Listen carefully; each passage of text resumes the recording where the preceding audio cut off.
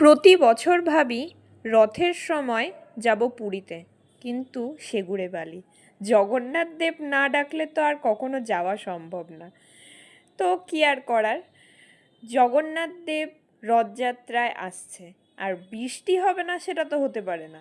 তো বৃষ্টি দেখে আমি বসে পড়লাম রেডি হওয়া বাদ দিয়ে, আর বৃষ্টি কমতেই রেডি হওয়া স্টার্ট করে দিয়েছি।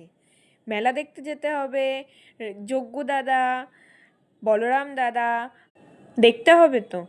তো এই দেখো সুন্দর করে রেডি হয়ে গেছি একটা হলুদ রঙের লং ফ্রক পরে। কেমন লাগছে জানিও। আমি রেডি তো হয়ে গেছি, কিন্তু সুরজিৎ এখনও রেডি হয়নি। আমি রেডি হওয়ার পর ও রেডি হয়। তো আমি এদিকে শুয়েছিলাম আর ওই দিকে রেডি হচ্ছিল। আর নিচে নামতেই আমাদের দেখা হয়ে গেল জগন্নাথ দেবের রথে।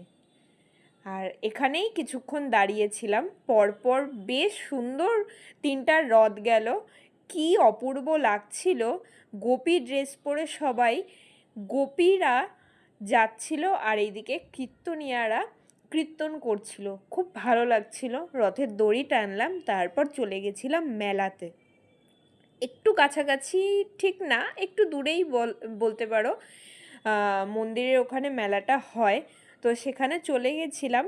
আর এখানে ছোট ছোট রথগুলো দেখো কি সুন্দর, ছোটরা নিয়ে দাঁড়িয়ে আছে রথ টানানোর জন্য। আর মেলায় গেলে, রথের মেলায় গেলে বিশেষ করে পাঁপড় ভাজা সাথে গরম গরম জিলেপি, এটা তো মাস্ট। আর এই পাঁপড়গুলো খেতে আমার ভীষণ ভালো লাগে। আর এইদিকে নিয়ে চলে এসেছিলাম আমি জিলিপি, আর সাথে আমি খেয়েছিলাম এই নিরামিষ ঘুগনি চাটটা। আর ভীষণ গরম ছিল, সেই জন্য আমার মুখ পুড়ে গেছে। তারপর ওখান থেকে চলে গেছিলাম আর একটা মন্দিরে, সেখান থেকে বাড়ি ফিরে আসি। কেমন লাগলো ভিডিওটা জানিও। তোমাদের এই জগন্নাথ দেবের রথযাত্রা কেমন কাটলো জানিও। আর এই যে প্রসাদ নিয়ে এসেছি। জয় জগন্নাথ।